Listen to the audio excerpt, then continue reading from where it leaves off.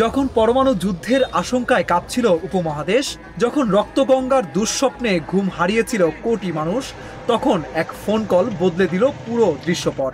যুদ্ধবিরতিতে রাজি হলো ভারত, আর এর নেপথ্যে ছিল যুক্তরাষ্ট্রের গোপন গোয়েন্দা তথ্য এবং এক নাটকীয় হস্তক্ষেপ। গত 9 মে সকালে যুক্তরাষ্ট্রের শীর্ষ কর্মকর্তারা গোপন গোয়েন্দা তথ্য পান, যা ছিল যথেষ্ট উদ্বেগজনক। সেই সময় বিষয়টি পর্যবেক্ষণ করছিলেন মার্কিন ভাইস প্রেসিডেন্ট জেডি ভ্যান্স, পররাষ্ট্রমন্ত্রী মার্কো রুবিও এবং হোয়াইট হাউসের chief of staff Susie Wiles. ওই গোয়েন্দা তথ্যের গুরুত্ব বুঝে জেডি ভ্যান্স নিজেই ফোন করেন ভারতের প্রধানমন্ত্রী নরেন্দ্র মোদীকে।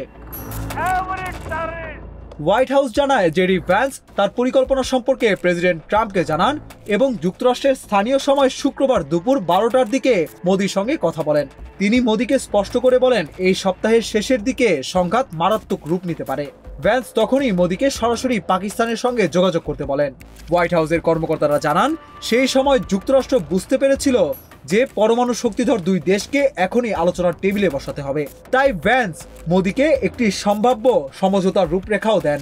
আমেরিকা দাবি করে যুক্তরাষ্ট্র আগে থেকেই জানতো পাকিস্তান রূপরেখাটি মেনে নিবে, কিন্তু এসব ঘটনার মাত্র একদিন আগেই জেডি ভ্যান্স বলেছিলেন ভারত পাকিস্তান সংঘাত তাদের নিজেদের ব্যাপার, আমরা এই সংঘাতে জড়াবো না।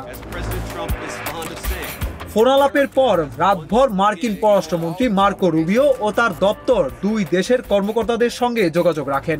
শনিবার সকালে প্রেসিডেন্ট ডোনাল্ড ট্রাম্প তার ট্রুথ সোশ্যালে ঘোষণা দেন ভারত ও পাকিস্তান পূর্ণ ও তাৎক্ষণিক যুদ্ধবিরতিতে সম্মত হয়েছে। কয়েক মিনিট পর মার্কো রুবিও এক্সে লেখেন দুই দেশের সরকার অবিলম্বে যুদ্ধবিরতিতে এবং নিরপেক্ষ জায়গায় বসে আলোচনা শুরু করতে সম্মত হয়েছে। যুদ্ধবিরতির আলোচনায় মধ্যস্থতা করার জন্য পাকিস্তান যুক্তরাষ্ট্রকে ধন্যবাদ জানিয়েছে।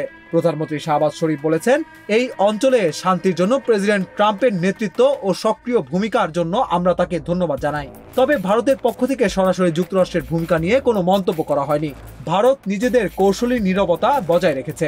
ভারতের পররাষ্ট্র সচিব বিক্রম মিস্ত্রি জানিয়েছেন যুদ্ধবিরতি একটি সরাসরি চুক্তি যা ভারত ও পাকিস্তানের মধ্যে সম্পন্ন হয়েছে। সকল তথ্য বিবেচনা করলেও প্রশ্ন থেকেই যায় এই যুদ্ধ থামলো মোদির সিদ্ধান্তে নাকি যুক্তরাষ্ট্রের চাপে।